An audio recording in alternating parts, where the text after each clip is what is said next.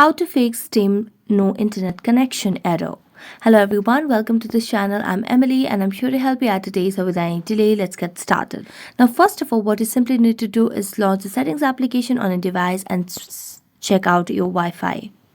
Make sure that you have stable Wi-Fi connection, and if not, you can just toggle off the option of Wi-Fi and then just log in or restart your device over here with your Wi-Fi. Next, what you can simply do is launch the settings application on your device and then tap on about phone and make sure that you have the latest version of the software over here on your device. Now go back after checking that and then make a long press on the Steam application and tap on app info.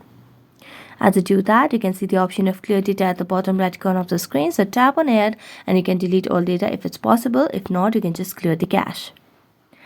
Later on, you can just restart the device and that might also fix your issue. So thank you so much for watching this video. See you next time.